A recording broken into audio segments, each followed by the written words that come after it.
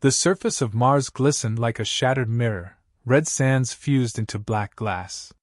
From orbit, the once bustling colonies were nothing but scorched geometry, hexagonal domes melted inward, supply rails twisted like broken veins, greenhouses gone, airlocks ruptured. Life had ended in seconds. Commander Leona Aver stood motionless on the bridge of the ISS Valkyrie, eyes locked on the tactical display hovering before her. No words. No sounds except the ambient hum of the ship's reactor. Her crew remained silent, watching her more than the screen. "Zoom in," she ordered. Her voice was low, steady, too steady. The AI obeyed, bringing Colony Tharsis into focus. A child's tricycle lay half-submerged in glassified soil. One wheel spun lazily in the wind. Avers exhaled through her nose, jaw clenched. She raised a hand and tapped the embedded hololink in her collar. The display shifted to a personal recording, one she'd watched 100 times but hadn't erased. Her sister's face appeared. Lila Avers, 27. Terraforming engineer. Laughing. Holding a Martian cactus like it was a prize.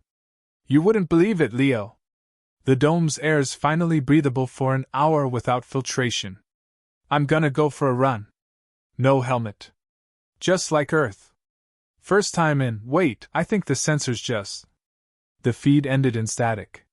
Leona shut her eyes. 5 seconds.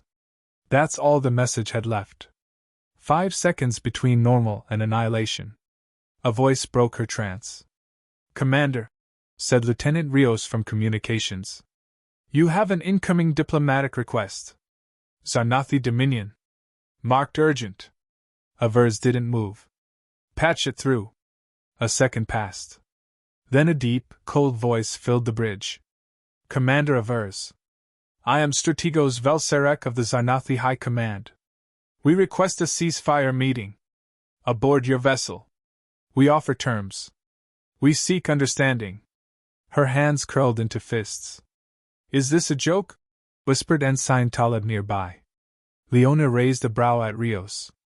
"Is the encryption legit?" He nodded, face pale. "Verified through Galactic Council relay. Diplomatic clearance is genuine." She turned to the bridge crew. "Everyone out. Except Rios." The officers glanced at one another. No one argued. The room cleared. Only Rios remained, waiting. "Commander? Get intelligence. Quietly. Tell them to pull everything they can on Velserek. Every battle, every transmission, every war crime we can verify. I want to know what he eats for breakfast." "Yes, ma'am." As he left, Avers stared back at the Martian ruins. Mars was humanity's oldest colony, its first step into the stars. Its death was a scar across every Earth-born soul. And now the monster behind it wanted to talk. She opened her log. Commander's personal log, entry 0451. "Mars is gone. All of it. We confirm 9.7 million casualties. No survivors. Civilian centers were deliberately targeted. Medical bays. School domes. Terraforming stations. The strike was surgical. Military genius with sociopathic precision. Velserek led the fleet. I know it. But the Council wants diplomacy. So they'll get it. He can board my ship. I'll smile. I'll listen. I'll even offer him tea if they tell me to. But make no mistake." She paused. "I will not forget. And I will not forgive." She closed the log. Minutes later, she entered the ship's strategic war room. Holograms of the solar system rotated silently above a polished obsidian table. Admiral Riker's projection flickered into existence. "Avers," he said. "I hear you got a call. Velserek wants to negotiate." Riker scowled. "He should be negotiating with a tribunal, not a warship." "I agree. But Council Command insists I host it. They say it shows maturity. Restraint." Riker scoffed. "You're not a diplomat. You're a soldier. That's why it'll mean something when I don't shoot him on sight." Riker looked her in the eye. "This isn't just about him. They destroyed Mars. The crew, hell, the entire Terran sector, wants blood. I know. He hesitated. Can you keep control? Avers didn't answer immediately. I will. Until I don't have to. They signed off. That night, alone in her quarters, she took off her uniform jacket and sat beside the viewport. Mars still filled half the sky. She remembered visiting once, long ago, when Lila was still training in the southern domes. It had been quiet, hopeful. Now all that remained was dust and memory. Her door chimed. Enter. A young officer stepped in, Private Aaron Cade, fresh out of Earth Defense Academy. His eyes were red. Permission to speak freely, Commander? She nodded. I was born in Dome Argus. My mom taught botany there. My dad worked atmospheric controls. They're both. He stopped. I just wanted to say, don't trust him. I don't mean politically. I mean don't let him talk like it didn't happen. Don't let him make you feel like it was our fault. Leona stared at him. I won't. He saluted and left. When the door slid shut, she sat in silence. In her mind, her sister's last words still echoed. Just like Earth. Mars had been more than a colony. It was a second cradle.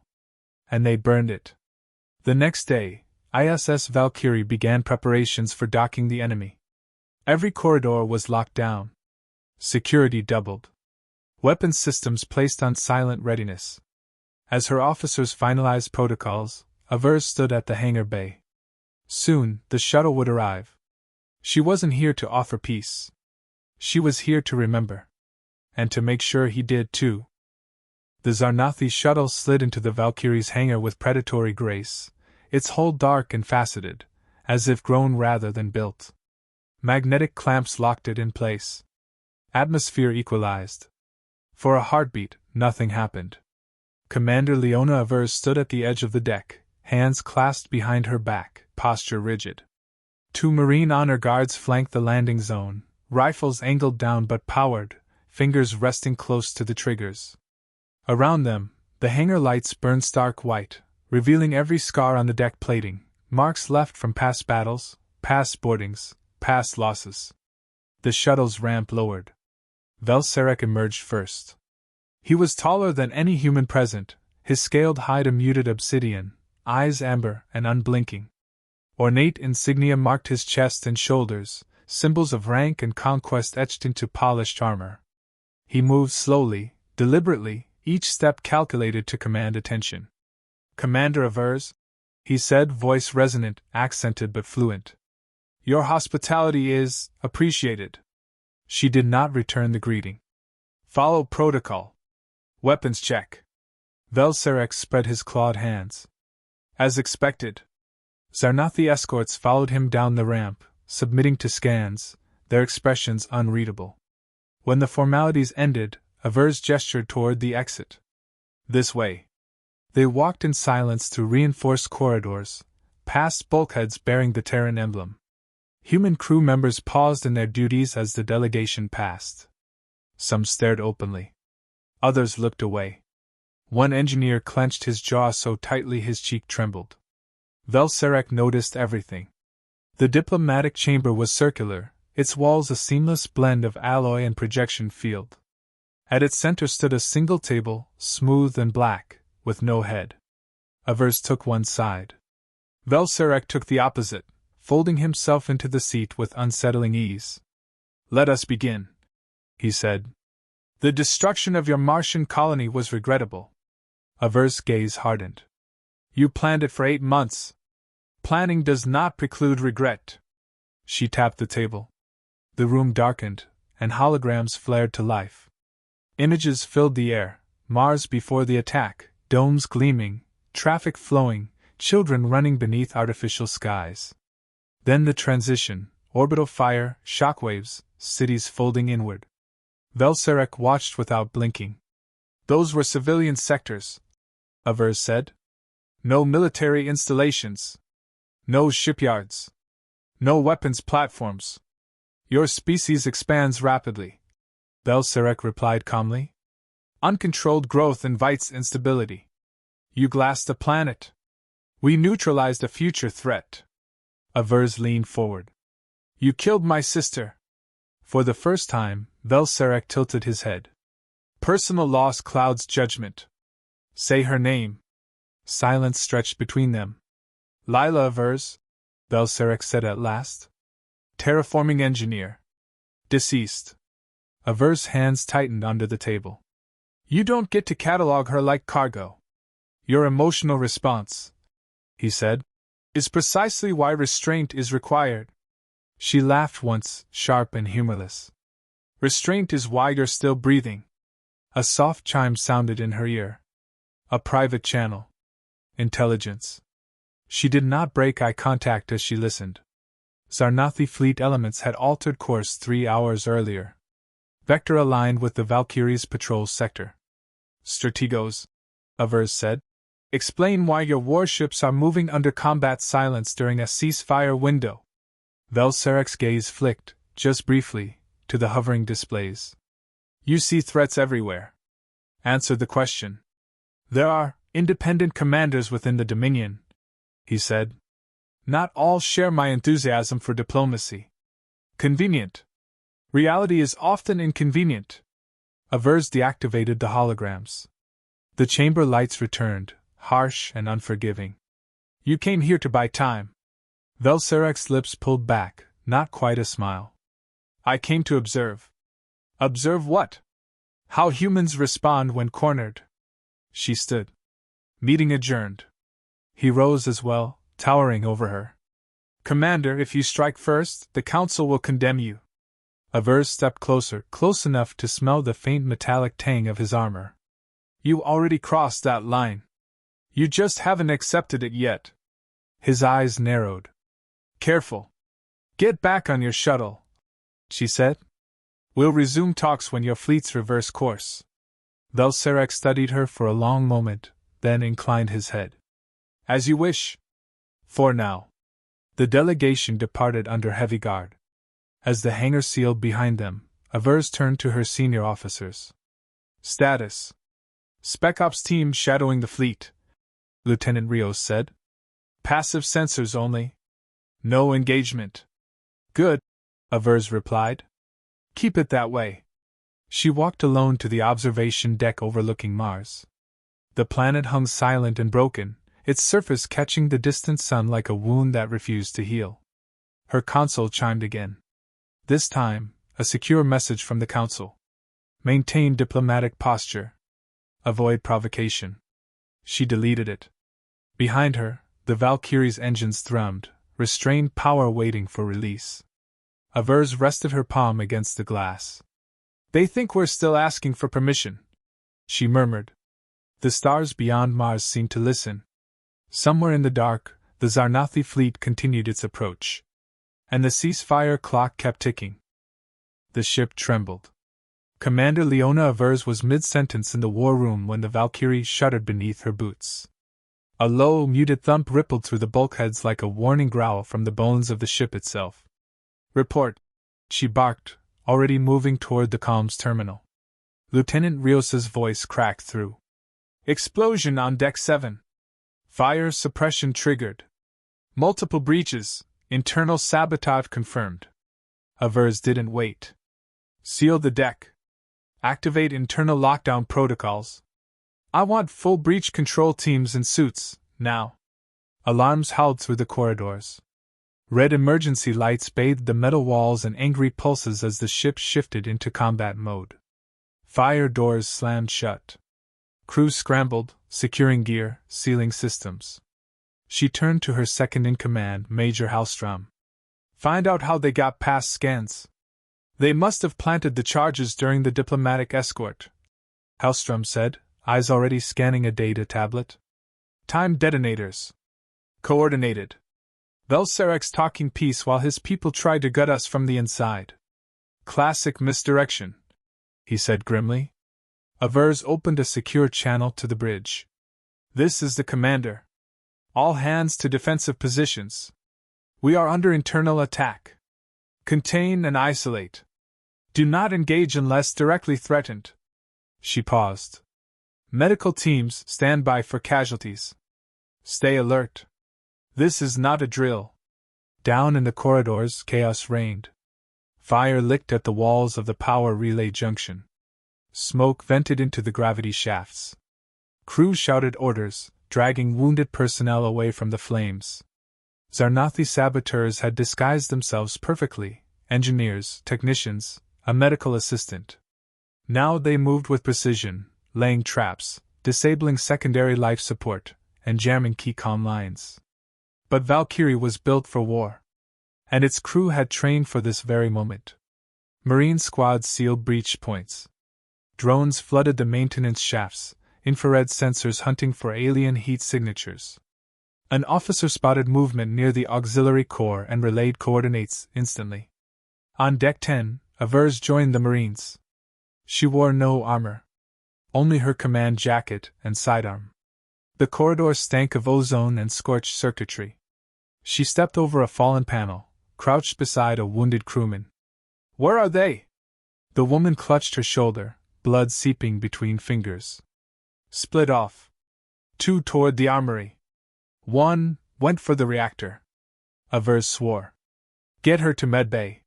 She sprinted down the hall, 2 Marines in tow, heart pounding like a war drum. Every light flickered. The ship groaned. She knew its sounds. This one wasn't from damage. It was rage. At the reactor junction, they found one of the saboteurs crouched by a power conduit, claws working fast.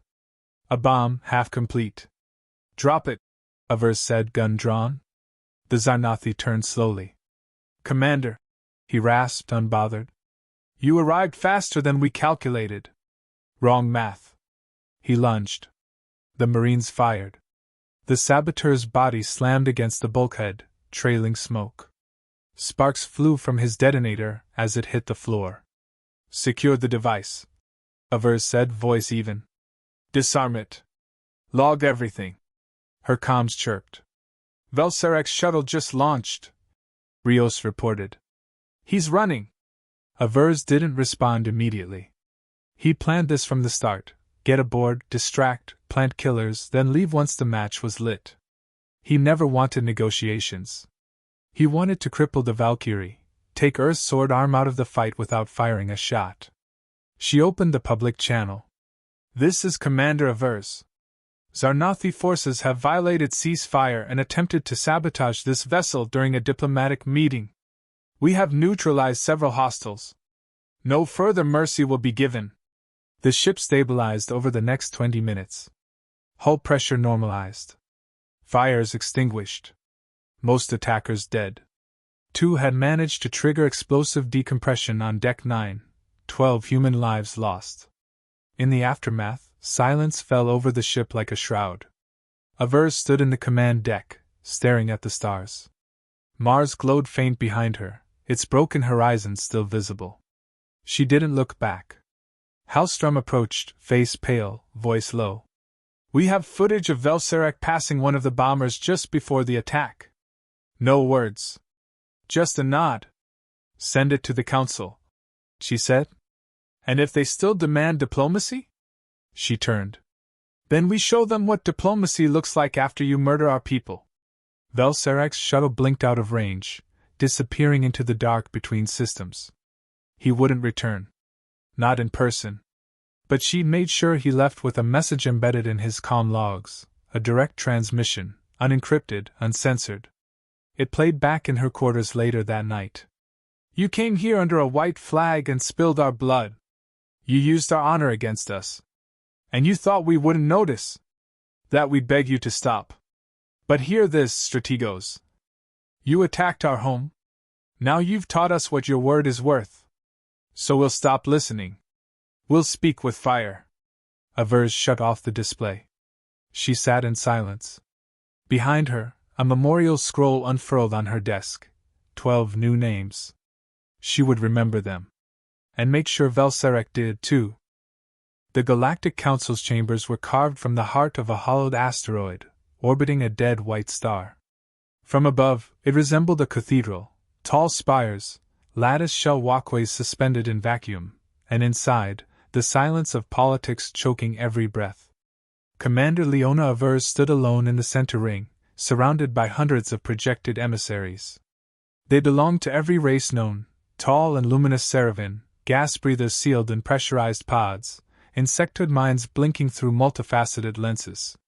And in the center gallery above her, under the Blue Council banner, hovered Velsarek's spectral projection. He appeared unbothered. Regal. A shadow made of scale and calculation. The council speaker's voice echoed. Commander Avers of Terra. You may begin your statement. She didn't move for a moment. The weight of Mars, of 12 dead on her ship, and of millions lost hung around her like gravity. Then she tapped her datapad. The lights dimmed. Holoscreens lit up around the chamber, snapshots of Valkyrie's burned corridors. Crew dragging wounded from fire. Footage of the saboteurs mid-attack. Names of the fallen. And finally, silent footage of Velsarek nodding to one of them before the blast. Gasps rippled through the chamber. Avers spoke. You asked for restraint. We gave it. You demanded diplomacy. We opened our doors. She paused, eyes sweeping the delegates. They came in with smiles. And they brought fire. No one interrupted. We didn't respond with missiles. We buried our dead. We gathered proof. You all saw the footage from Mars. Then you said, be patient. Be better. She raised her chin. So we were. Until Velsarek betrayed truce under your watch, on our ship, and murdered more of our people. The screen shifted to an image, Mars, glassed and silent. This is what he calls strategic necessity.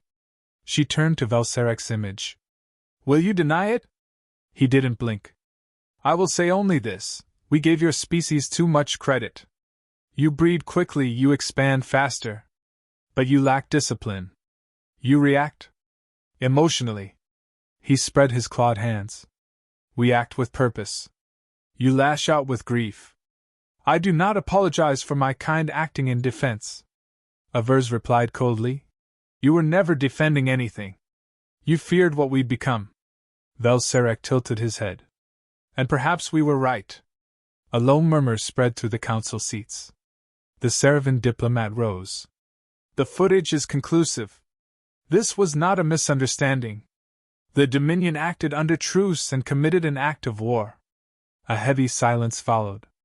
The council speaker spoke again. And yet we must vote on consequence. Total war is not a decision we take lightly. Avers interrupted. Then don't call it war. Call it memory. Because we don't forget. She stepped forward. You feared we'd be monsters. But we didn't retaliate. We saved a Zarnathi civilian station near Europa just days ago. We could have leveled it. We evacuated it instead. That's who we are. The holo feed changed again, evacuation footage, human soldiers helping Zarnathi civilians board shuttles. Children clutching translators. Marines handing out rations. Avers didn't look away. We don't kneel. We stand. Even when you burn our skies. After hours of debate, the council voted. The Zarnathi Dominion was suspended from all diplomatic channels. Their fleets were restricted from shared zones. And Earth was granted autonomous defense authority under Council Charter 7.3, preemptive deterrence. It wasn't war. But it was damn close. Back aboard the Valkyrie, Avers returned to the command deck. The stars felt sharper now, like blades just unsheathed. Hallstrom approached. Orders? Begin evacuation drills. Civilian colonies in our border systems. Fortify Proxima. Ready the Third Fleet. He nodded, then asked quietly. Was that enough? The Council? No, she said. But it gave us room to move.